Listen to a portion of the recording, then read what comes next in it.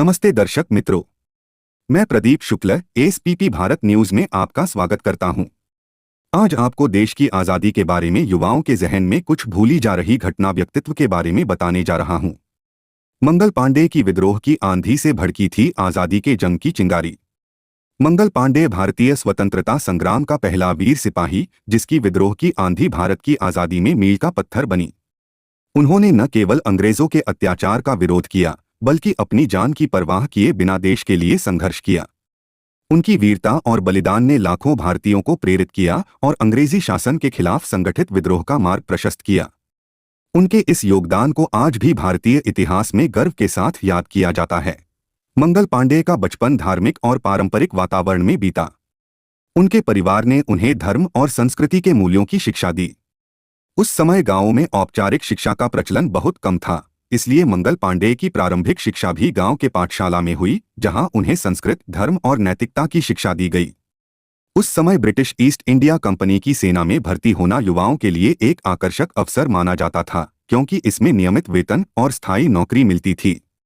मंगल पांडे ने किशोरावस्था में सेना में भर्ती होने का फैसला किया। मंगल पांडे भी इसी आकांक्षा के साथ 1849 में 22 वर्ष की आयु में ब्रिटिश सेना में भर्ती हो गए।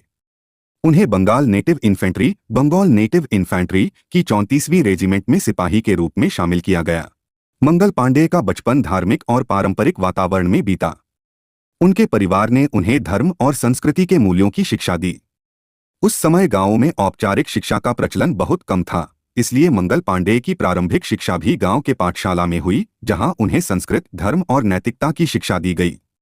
उस समय ब्रिटिश ईस्ट इंडिया कंपनी की सेना में भर्ती होना युवाओं के लिए एक आकर्षक अवसर माना जाता था, क्योंकि इसमें नियमित वेतन और स्थायी नौकरी मिलती थी।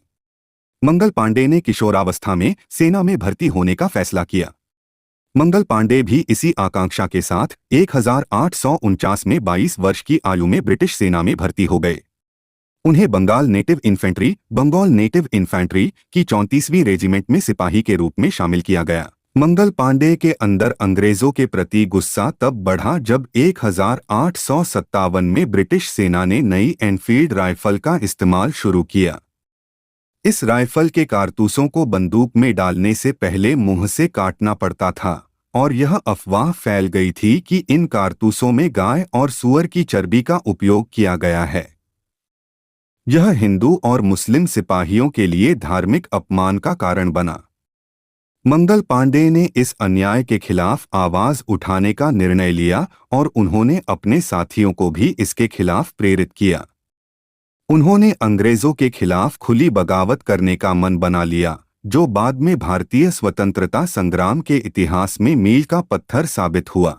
29 मार्च 1857 को बैरकपुर छावनी में मंगल पांडे ने ब्रिटिश अधिकारियों के खिलाफ खुला विद्रोह कर दिया। उन्होंने अपनी रेजिमेंट के कमांडिंग अफसर लेफ्टिनेंट बोग और अन्य ब्रिटिश अधिकारियों पर हमला कर दिया। यह घटना तब हुई जब मंगल पांडे ने अपनी बंदूक से गोली चलाने की कोशिश की, लेकिन गोली मिसफायर हो गई। इसके बावजूद उन्होंने अपनी तलवार से ब्रिटिश अफसरों पर हमला जारी रखा। उनके इस विद्रोह ने पूरे बैरकपुर छावनी में सनसनी फैला दी। हालांकि मंगल पांडे को बाद में गिरफ्तार कर लिया गया और उन पर कोर्ट मार्शल किया गया। उन्हें 8 अप्रैल 1857 को फांसी की सजा दी गई। उनकी फांसी से पहले उनके विद्रोह की खबर पूरे देश में फैल गई थी, और यह घटना 1857 के प्रथम स्वतंत्रता संग्राम की चिंगारी बनी। उनके बलिदान ने पूरे देश में आज़ादी की लड़ाई को नई ऊर्जा और प्रेरणा दी। मंगल पांडे के विद्रोह ने पूरे देश में 1857 के स्वतंत्रता संग्राम की आग फैला दी। यह विद्रोह भारत के विभिन्न हिस्सों में फैल गया और इसे ब्रिटिश शासन के खिलाफ पहले संगठित प्रयास के रूप में देखा जाता है। हालांकि यह विद्रोह अंततः असफल रहा, लेकिन इसने भारतीय जनता के मन में आज़ादी की भावना को प्रबल किया और आगे चलकर 1947 में भारत को स्वतंत्रता प्राप्त हुई।